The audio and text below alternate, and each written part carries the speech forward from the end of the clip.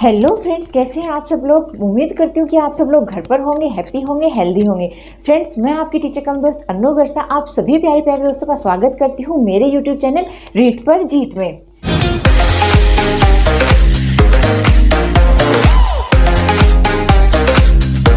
Friends, जैसा कि यहाँ लिखा हुआ है, आज अपन पढ़ने वाले आदर्श पाठ योजना के बारे में। एक आदर्श पाठ योजना कैसी होनी चाहिए, कितने समय की होनी चाहिए, उसमें क्या क्या होना चाहिए, क्या क्या नहीं होना चाहिए, उसी सब के बारे में आज अपन अपनी इस वीडियो में पढ़ने वाले हैं। फ्रेंड्स, इससे पहले अपन देख चुके हैं अपनी जो पाठ योजना है उसकी पृष्ठभूमि के बारे में कि उसका इतिहास क्या था, कैसे वो बनी, उसको किसने उसका विचार दिया, किसने उसको जन्म दिया, इन चीज़ों के बारे में अपन पढ़ चुके हैं। इसके पहले जो इसका जो वीडियो आया था उसमें, ये उसी के आगे का वीडियो है। तो फ्रेंड्स, इसको भी पूरा एंड तक आपको देखना है, क्योंकि यही आपको 1 से 2 नंबर दिला सकता है आपके एग्जाम के अंदर। क्योंकि फ्रेंड्स, ये अपने रीढ़ की हड्डी का काम करता है। आपको अगर पाठ योजना आएगी तभी तो आप एक अच्छे टीचर बन पाएंगे, एक अच्छे से पाठ की योजना तैयार कर पाएंगे और अच्छे से अपने बच्चों को समझा पाएंगे आप जो समझाना चाहते हैं वो। तो फ्रेंड्स, ये तो अपने जो है बेस है किसका, टीचर्स का। अगर आपने इस चीज़ को समझ लिया तो आपके 1 या 2 नंबर पक्के। फ्रेंड्स, अपने को पता है अपना वैसे तो टीचिंग मेथड ही बेस है अपने एग्जाम के लिए, क्योंकि टीचिंग मेथड अकेले ही आपको 50+ मार्क्स दिला सकते हैं। अपने हर सब्जेक्ट में टीचिंग मेथड है, हर सब्जेक्ट में आपको टीचिंग मेथड का ज्ञान होना ज़रूरी है। तो फ्रेंड्स, ये तो है अपनी जो आदर्श पाठ योजना है, ये तो हर सब्जेक्ट के लिए अपन बनाते हैं। अपन ने बीएड में बहुत सारी बनाई है, बहुत सारे अपन ने गड़बड़ें भी करी हैं इसमें। अपने को सबको पता है कि अपन कितने धुरंधर थे बीएड के अंदर और अपन ने क्या क्या गड़बड़ करी है इसमें, है ना। तो इसमें कोई शर्माने की, झिझकने की बात नहीं है। जो गड़बड़ पीछे हो गई वो हो गई, लेकिन अब भविष्य में दोबारा ऐसी आगे गड़बड़ ना हो, इसके लिए अपने को अपनी जो आदर्श पाठ योजना है उसका ज्ञान होना ज़रूरी है कि अपनी जो एक आदर्श पाठ योजना है ना वो कैसी होनी चाहिए, कितने समय की होनी चाहिए, इस सब का अपने को पूरा नॉलेज होना ज़रूरी है। अगर आप इस टॉपिक को अच्छे से कवर कर लेते हैं ना तो आपके 2 क्वेश्चन तो एकदम सही होने वाले हैं, आप ये मान के चलिए। तो अपने पास ज़्यादा टाइम तो है नहीं और टाइम अपन वेस्ट तो बिल्कुल भी नहीं करते हैं। अपन बातों बातों में ज़्यादा से ज़्यादा समझते हैं और रटना तो भूल ही जाइए। क्यों भूल जाइए? क्योंकि अपन तो ज़्यादा से ज़्यादा बातों ही बातों में समझ लेते हैं, तो रटने की ज़रूरत कहाँ है।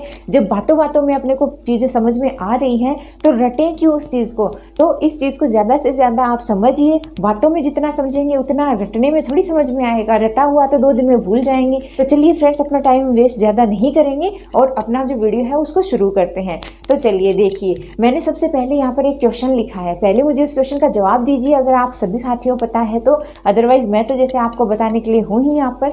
तो फ्रेंड्स, पहला क्वेश्चन है कि एनसीएफ 2005 के अनुसार। फ्रेंड्स, मैं आपको एनसीएफ 2005 से रिलेटेड सारे इंपॉर्टेंट क्वेश्चन जो है वो करवाऊंगी। आगे वीडियोस जो आएंगे उसमें आप देखना, आपके लिए बेहद फायदेमंद होने वाले हैं। एनसीएफ 2005 से 2 क्वेश्चन अपने पुटअप होते हैं हर बार पेपर में। तो फ्रेंड्स, वो वीडियो देखना मत भूलिएगा। आपको सारा एनसीएफ का निचोड़ वहाँ पर मैं देने वाली हूँ, जितने भी इंपॉर्टेंट क्वेश्चन उसमें से बनते हैं। तो उस वीडियो को ध्यान में रखिएगा, जब आगे वीडियो अपलोड होगा तो उसको देखिएगा ज़रूर। तो देखिए, अपना क्वेश्चन है एनसीएफ 2005 के अनुसार आदर्श पाठ योजना की समय सीमा होनी चाहिए। जो एक आदर्श पाठ योजना है उसकी समय सीमा कितनी होनी चाहिए एनसीएफ 2005 के अनुसार। तो फ्रेंड्स, अगर आपको पता है तो बहुत अच्छी बात है, अदरवाइज मैं बताती हूँ कि एनसीएफ के अनुसार जो एक आदर्श पाठ योजना है उसकी समय सीमा होनी चाहिए 45 मिनट्स। कितनी होनी चाहिए? 45 मिनट्स होनी चाहिए। तो ये तो है एनसीएफ 2005 के अकॉर्डिंग। अदरवाइज अगर अपन देखें तो अपनी माध्यमिक शिक्षा बोर्ड है, उनमें तो इसका टाइमिंग जो है वो 35 से 40 मिनट लिखा हुआ है। लेकिन अपने को तो एनसीएफ जो है वो राष्ट्रीय पाठ्यचर्या के ऊपर आधारित है, तो जो पूरे देश में लागू होनी चाहिए उस हिसाब से अपन तो एनसीईआरटी को बेस मानकर चलेंगे। तो एनसीईआरटी और एनसीएफ के अकॉर्डिंग यहाँ पर कितना होना चाहिए? 45 मिनट होनी चाहिए। तो फ्रेंड्स, ये तो था अपने आदर्श पाठ योजना की समय सीमा कि कितनी समय सीमा में आपका जो एक पाठ योजना है वो खत्म हो जानी चाहिए। वो 45 मिनट में खत्म हो जानी चाहिए, ये था। अब देखिए, अब एक आदर्श पाठ योजना कैसी होती है उसको देख लेते हैं। तो फ्रेंड्स, सबसे पहले शुरू कीजिए, आपने जब यहाँ पर पाठ योजना बनाई होगी तो आपने क्या किया होगा। आपने फ्रेंड्स उसमें 9, 10, 11 पॉइंट्स लिखे होंगे। 10-11 पॉइंट्स लिखे थे, मुझे याद आता है। सबसे पहले आपने ऊपर लिखा होगा जो कालांश है, दिनांक है, विषय है, प्रकरण है, फिर जो आपकी कक्षा है उस सब के बारे में, नीचे अवधि है उसके बारे में। फिर आपने उसके बाद में शिक्षण उद्देश्य, ये शिक्षक उद्देश्य, विद्यार्थी छात्र छात्र क्रियाएं, फिर नीचे और जाते जाते जाते आपने पूरा लास्ट में करते करते करते गृह कार्य मूल्यांकन पर आकर आप लास्ट में खत्म हो गए होंगे। तो इसमें अपन ने 10-11 पॉइंट्स के थ्रू अपना जो है एक पाठ योजना तैयार करी थी। तो चलिए आज बीएड को फिर से रिवाइज कर लेते हैं। जो बीएड में अपन ने पाठ योजनाएं तैयार करी थी उनका रिविजन कर लेते हैं। इस बहाने अपने बीएड की यादें ताजा कर लीजिए और मेरे साथ अपनी एक आदर्श पाठ योजना तैयार कर लीजिए। तो देखिए फ्रेंड्स, अपन ने सबसे पहले क्या देखा था, जब भी अपने को एक व्हाइट शीट दी गई थी जिस पर अपन ने पाठ योजना बनाई थी, जो अपना पेपर होता है उस पर अपन ने कैसे पाठ योजना बनाई थी, तो सबसे पहले अपन ने इधर क्या लिखा था, सबसे पहले अपन ने इधर लिखा था दिनांक। क्या लिखा था? दिनांक। दिनांक जिसको डेट कहते हैं वो लिखा था। उसके बाद इसके नीचे अपन ने क्या लिखा था, इसके नीचे अपन ने लिखा था कक्षा। कक्षा इसके नीचे लिखा था अपन ने। फिर यहाँ पर अपन ने बीच में क्या लिखा था, बीच में ऊपर तो लिखा था अपन ने विषय, और नीचे क्या लिखा था अपन ने नीचे लिखा था प्रकरण, जो अपना टॉपिक होता है ना वो अपन ने यहाँ लिखा था नीचे। अब अपन ने साइड में इधर क्या लिखा था, अपन ने यहाँ पर साइड में लिखा था कालांश की कौन सा पीरियड है उसके बारे में लिखा था, और उसके नीचे लास्ट में क्या लिखा था, उसके नीचे लिखा था अवधि कि कितने समय का है उसके बारे में। फ्रेंड्स, ये 6 चीज़ें अपन ने सबसे ऊपर जो अपना पेपर था, जो रजिस्टर में पेपर था, चार्ट में पेपर था, कोई भी पाठ्य योजना बनाने से पहले अपन ने ये 6 चीज़ें उसमें लिखी थी। 6 चीज़ें लिखी थी अपन ने। तो फ्रेंड्स, अब मैं आपसे पहले तो यही पूछ लेती हूँ कि ये जो 6 चीज़ें हैं ना, इनको सम्मिलित रूप से अपन क्या कहते हैं? क्या कहते हैं फ्रेंड्स, जरा गौर कीजिए। इनको अपन क्या कहते हैं? इनको अपन कहते हैं आवश्यक पूर्तियाँ या श्यामपट्ट पूर्तियाँ। अब आप कहेंगे कि श्यामपट्ट पूर्तियाँ ही कहते हैं, आवश्यक पूर्तियाँ कहते हैं, अलग अलग कैसे कह रहे हो, 2 नाम कैसे ले रहे हो? तो मैं आपको बता दूं कि जब अपन अपने घर पर बैठकर ये पाठ योजना बना रहे थे ना, उस टाइम पर अपन ने अपने पास में बोर्ड नहीं था। अपन क्या कर रहे थे, एक शीट के ऊपर उस चीज़ को बना रहे थे। तो अपन ने शीट को क्या था, बोर्ड मान लिया था। लेकिन क्योंकि वो बोर्ड नहीं था, श्यामपट्ट नहीं था, तो अपन ने उसको इस आधार पर देखा था कि जब अपन क्लास में जाएंगे, कक्षा में जाएंगे, तो अपने को बोर्ड पर क्या क्या लिखना है, तो बोर्ड की पूर्ति कैसे करनी है, अपन ने उस चीज़ को देखा था। तो क्योंकि जब अपन ने उसको श्यामपट्ट पर नहीं लिखा था, तो वो क्या थी, वो आवश्यक पूर्तियाँ थी, जो क्या है बोर्ड के ऊपर होती हैं, ज़रूरी होती हैं लिखनी। तो उस टाइम पर वो थी आवश्यक पूर्तियाँ। और जब अपन कक्षा में पहुँचे, जब अपन ने कक्षा में जाकर उन चीज़ों को श्यामपट्ट के ऊपर लिखा, तब वो क्या कहलाई, तब वो कहलाई श्यामपट्ट पूर्तियाँ। ओके, समझ गए होंगे कि जब आपने उसको श्यामपट्ट पर नहीं लिखा तो वो थी आवश्यक पूर्तियाँ, और जब आपने उसको जाकर श्यामपट्ट पर लिख दिया तो वो क्या हो गई, तो वो हो गई श्यामपट्ट पूर्तियाँ। ओके, यहाँ तो समझ गए होंगे। अब देखिए, आपने ये 6 चीज़ें लिखी थी, अब इनका भी बड़ा रोल है, इन चीज़ों को भी आपको ध्यान में रखना है। जैसे फ्रेंड्स, आपने दिनांक यहाँ लिख दिया, किसी ने दिनांक नीचे लिखा होगा, किसी ने कक्षा ऊपर लिखा होगा। तो फ्रेंड्स देखिए, इसको ध्यान में रखना कि दिनांक और कक्षा जो है ना, ये ऊपर नीचे हो सकती हैं। दिनांक और कक्षा ऊपर नीचे हो सकती है, कक्षा ऊपर आ सकती है, दिनांक नीचे आ सकती है, या फिर इसका उल्टा भी हो सकता है। ऐसे ही जो कालांश और अवधि है ना, ये भी ऊपर नीचे हो सकती है कि अवधि ऊपर चली जाएगी, कालांश नीचे आ जाएगा, ये भी ऊपर नीचे हो जाएंगी। ओके, इसमें भी कोई डाउट नहीं है। लेकिन लेकिन लेकिन जो अपना विषय और जो प्रकरण है ना, ये कभी भी ऊपर नीचे नहीं होंगे। सिर्फ ये 2 चीज़ें ऊपर नीचे हो सकती हैं, बट जो बीच का अपना सेंटर है ना, विषय और प्रकरण है, ये कभी भी ऊपर नीचे नहीं हो सकता है। इसके साथ ही एक चीज़ और नहीं हो सकती है। वो क्या नहीं हो सकती है? वो ये नहीं हो सकती है फ्रेंड्स कि दिनांक और कक्षा यहाँ से यहाँ भी जा सकती हैं। दिनांक और कक्षा जो है वो दोनों यहाँ से यहाँ जा सकती हैं। इसके साथ ही कालांश और अवधि यहाँ से यहाँ भी आ सकती हैं। मतलब ये ऊपर नीचे भी हो सकती हैं दोनों, और ये आगे पीछे इधर उधर भी जा सकती हैं। इनका कोई फिक्स एक जगह पर स्थान नहीं है कि आपको इनको यहीं रखना है, इनको यहीं रखना है, इनको ऊपर रखना है, इनको नीचे रखना है। इनका कोई भी फिक्स नहीं है। ये जो चारों चीज़ें हैं, ये ऊपर नीचे भी हो सकती हैं और इधर उधर भी हो सकती हैं, दाएं बाएं भी हो सकती हैं। लेकिन जो आपका विषय और प्रकरण है ना, वो ना तो दाएं बाएं होगा, ना ऊपर नीचे होगा। ये हमेशा मुख्य बीच में ही रहेगा। मेन जो इसकी जगह है वो क्या है, सेंटर है इसकी जगह। ये हमेशा बीच में होगा, और इसमें विषय हमेशा ऊपर होगा, प्रकरण हमेशा नीचे ही होगा। ये कैसे होगा? अब ये ऐसे होगा, मान लीजिए विषय क्या है, विषय है अपने दादाजी, और जो प्रकरण है वो क्या है, वो है अपने पिताजी। तो अब दादाजी तो बड़े हैं, तो दादाजी कहाँ रहेंगे, ऊपर ही रहेंगे ना। तो दादाजी बड़े हैं, उनका स्थान ऊंचा है, तो ऊंची चीज़ जो बड़ी चीज़ है वो क्या है, वो हमेशा ऊपर होनी चाहिए और छोटी चीज़ जो है वो हमेशा नीचे होनी चाहिए। तो इसको ऐसे याद रख लेना कि विषय जो है, विषय तो क्या है, बड़ा है और प्रकरण जो है वो छोटा है, क्योंकि प्रकरण क्या है, वो विषय का हिस्सा है, लेकिन विषय जो है वो प्रकरण का हिस्सा नहीं है। तो विषय तो है वो बड़ा है, इसीलिए हमेशा ऊपर रहेगा, और प्रकरण जो है वो छोटा है, जो टॉपिक है वो छोटा है, तो वो हमेशा नीचे रहेगा। तो ये चीज़ें अपने फिक्स हैं, ये ना तो ऊपर नीचे हो सकती हैं, ना दाएं बाएं हो सकती हैं, हमेशा मध्य में होंगी और हमेशा ऐसे ही होंगी कि विषय ऊपर और प्रकरण नीचे। ओके फ्रेंड्स, ये तो था अपना पहले जो अपन ने शामपट पूर्तियाँ करी वो। चलो इतना तो आप लोग समझ गए, मुझे लगता है कि समझ गए। तो अब आपको मैं पूछती हूँ एक क्वेश्चन। क्वेश्चन क्या है? क्वेश्चन ये है कि शिक्षण करते समय एक शिक्षक को अधिकांश समय कहाँ पर रहना चाहिए? आपको 4 ऑप्शन दे रही हूँ कि आप मुझे आंसर देना कि कहाँ पर रहना चाहिए। सबसे पहला तो है कि अधिकतर समय कहाँ रहना चाहिए? मध्य में रहना चाहिए। ओके, रुको आंसर मत दो, पहले मेरे सारे ऑप्शन तो सुन लो। देखो, सबसे पहला है अधिकांश समय मध्य में रहना चाहिए, दूसरा है अधिकांश समय दाएं रहना चाहिए, तीसरा है अधिकांश समय बाएं रहना चाहिए, और चौथा है कि हर तरफ रहना चाहिए, कि तीनों अवस्थाओं में, तीनों तरफ, तीनों दिशाओं में रहना चाहिए। अब मुझे बताइए कि आप क्या आंसर दोगे, कि इसका क्या आंसर बनेगा। तो फ्रेंड्स, जिसने भी जल्दबाजी करके मध्य में रहना चाहिए अगर ये लिख दिया है तो एकदम सही है, एकदम सही है, क्योंकि मैंने क्वेश्चन क्या किया था आपसे? मैंने आपसे क्वेश्चन किया था कि एक शिक्षक को अधिकांश समय कहाँ पर रहना चाहिए शिक्षण के दौरान। तो अधिकांश समय शिक्षक को हमेशा सेंटर में रहना चाहिए, बीच में रहना चाहिए।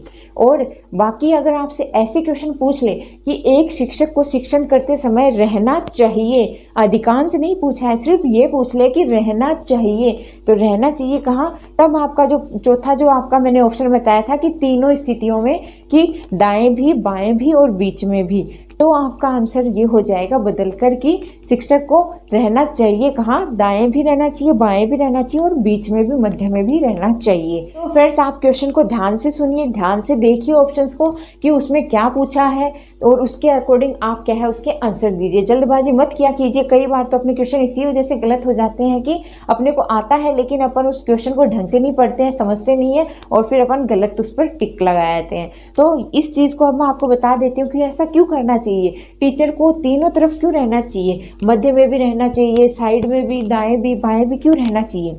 इसकी एक छोटी सी बात है। जैसे आप खुद सोचिए कि आप क्लास में जब बैठे होते थे, टीचर जब आपको पढ़ा रहे होते थे, तब आप क्या करते थे? आप टीचर को सब एक तरफ देख रहे होते थे। अब देखिए, अगर एक टीचर पूरे टाइम दाएं की तरफ खड़ा है, एक टीचर है वो पूरे टाइम दाएं तरफ खड़ा है और आपको पढ़ा रहा है, तो बच्चे क्या होते हैं? पूरी क्लास में फैले होते हैं, बैठे होते हैं।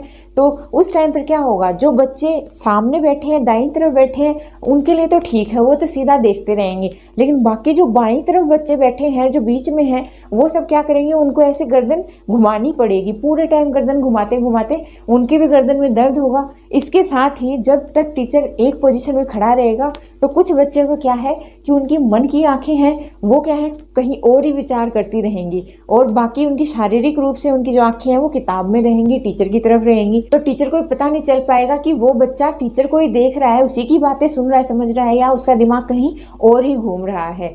तो अगर वो दाईं तरफ खड़ा रहता है तो बाईं तरफ वाले बच्चों की गर्दन में दर्द हो जाएगा बार बार देखते हुए, और दाहिने तरफ वालों के तो कोई दिक्कत नहीं होगी। और अगर वो बाईं तरफ खड़ा रहता है तो वही हाल दाईं तरफ वाले बच्चों का होगा कि उनको पूरे टाइम बाईं तरफ देखना पड़ेगा, तो उनकी गर्दन में दर्द होगा। मध्य में खड़ा है, अधिकांश समय मध्य में ही होना चाहिए। ये सही है कि जो सारे बच्चे हैं उनका अटेंशन बीच में रहेगा, सब बच्चों का अटेंशन बीच में रहेगा, इसमें ना तो उनको दिक्कत आएगी ना उनको दिक्कत आएगी, तो इसमें भी ठीक है। लेकिन इसमें कहाँ पर गड़बड़ हो जाएगी? वही मैंने आपको बताया कि अगर टीचर दाएं बाएं नहीं घूमेगा, दिक्कत यहाँ होगी कि जो बच्चा है वो फिजिकली तो क्लास में प्रेजेंट रहेगा, लेकिन मेंटली वो क्या होगा, बाहर ही कहीं घूमता रहेगा। तो अगर टीचर एक जगह कॉन्टिन्यूसली खड़ा होकर अगर अपना लेक्चर देगा, तो जो बच्चा है जिसका माइंड है वो आउट ऑफ क्लास चल रहा है, वो उसको पकड़ नहीं पाएगा, क्योंकि उसकी आंखें तो टीचर पर रहेंगी लेकिन उसका दिमाग कहीं और चलता रहेगा। और जब टीचर इधर उधर घूमेगा, दाएं बाएं घूमेगा, तो बच्चे जो है वो अपनी आंखों को क्या करेंगे, अपनी नज़रों को टीचर के साथ साथ घुमाएंगे। टीचर जहाँ चलेगा बच्चों की नज़रें भी वहीं वहीं होंगी। तो उससे जो है, जो बच्चा क्लास में प्रेजेंट है फिजिकली और मेंटली, वो तो टीचर के साथ साथ दाएं बाएं उसकी नज़रें घूमेंगी, लेकिन जो बच्चा अपनी क्लास में प्रेजेंट नहीं है मेंटली, वो क्या है, वो पिछड़ जाएगा, वो उस चीज़ को टीचर के साथ साथ कैच नहीं कर पाएगा और आप उस बच्चे को पकड़ सकते हैं कि ये बच्चा मेंटली वहाँ पर प्रेजेंट नहीं है। इसका मतलब ये नहीं है कि आपको उसकी पिटाई कर देनी है पकड़ के, नहीं, पिटाई नहीं करनी है, लेकिन आपको पता चल जाएगा तो आप उसको टोक सकते हैं कि आपका ध्यान कहाँ है, इधर देखिए, मेरी तरफ देखिए, ताकि बच्चा जो है वो अपना ध्यान बाहर से हटाकर फिर से आपकी कक्षा में लगा ले। तो फ्रेंड्स, ये दो छोटे से रीज़न थे जिसके कारण एक टीचर को क्या करना चाहिए, जिसके कारण एक टीचर को हमेशा दाएं बाएं और बीच में रहकर पढ़ाना चाहिए। लेकिन अब मैं आपसे पूछ लूं कि जो टीचर कक्षा में दाएं बाएं और मध्य में रहकर घूमते हुए जो टीचर पढ़ाता है, उस चीज़ को कहते क्या है। मान लीजिए एग्जाम में क्वेश्चन आ जाए कि शिक्षक के दाएं बाएं घूमकर पढ़ाने को कहते हैं, क्या कहते हैं, तो आप वहाँ पर क्या कहोगे। आपको इन स्पेशल टर्म्स को याद रखना होगा फ्रेंड्स, क्योंकि इनके टर्म्स में ही अपन धोखा खा जाते हैं, क्योंकि अपने को इन टर्म्स का पता ही नहीं होता है कि इनको कोई स्पेशल नाम भी दिया गया है। तो फ्रेंड्स, मैं आपको बता दूं कि शिक्षक जब दाएं बाएं घूमकर शिक्षण कराता है, उसको अपन कहते हैं उद्दीपन परिवर्तन। उद्दीपन परिवर्तन, उद्दीपन परिवर्तन क्यों कहेंगे फ्रेंड्स, क्योंकि वो बच्चों का, छात्रों का ध्यान अपनी ओर आकर्षित करने के लिए तो अपना जो स्थान है उसको बदलता है। तो अपने स्थान को बदलने के लिए अब वो तो बच्चों के लिए क्या है, उद्दीपन ही तो है ना, बच्चे उसकी तरफ देख रहे हैं तो उद्दीपन का कार्य कर रहा है, तो वो अपना स्थान बदलेगा। तो उद्दीपन का जब स्थान बदलेगा, परिवर्तन होगा, तो उसको अपन कह देंगे उद्दीपन परिवर्तन।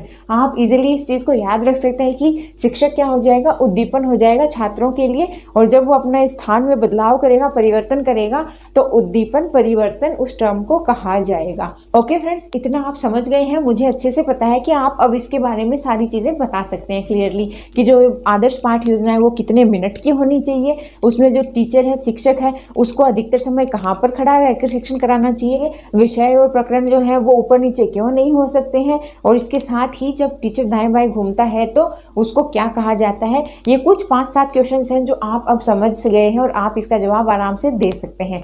तो चलिए अब इसका सेकंड पॉइंट देख लेते हैं। सेकंड कॉलम में अपन ने क्या किया था, अपन ने ऐसी एक कॉलम बनाई थी जिसमें अपन ने लिखे थे यहाँ पर शिक्षण उद्देश्य लिखे थे एक तरफ, तो कि शिक्षण उद्देश्य अपने लिखे थे एक साइड में, और दूसरी तरफ अपन ने लिखा था अपेक्षित व्यवहारगत परिवर्तन। क्या लिखा था, अपेक्षित व्यवहारगत परिवर्तन, ये अपन ने दूसरे कॉलम में लिखे थे। याद आता है फ्रेंड्स, आपने ऐसा किया होगा, याद आता है, हाँ याद आएगा, क्यों नहीं आएगा जब आपने किया है तो ये अपन ने ऐसे एक कॉलम बनाया था जिसमें अपन ने ऐसा किया था। अब ये दो अपन ने कॉलम बना लिए थे, इसमें अपन ने शिक्षण उद्देश्य में अपन ने 6 पॉइंट्स लिखे थे। सबसे पहला था ज्ञान, दूसरा था उपयोग, तीसरा था अनुप्रयोग, याद कर लीजिए सबने यही लिखा था, चौथा था कौशल, पांचवा था अभिरुचि, पांचवा क्या था, अभिरुचि, और छठा था अभिवृत्ति। छठा क्या था, अभिवृत्ति।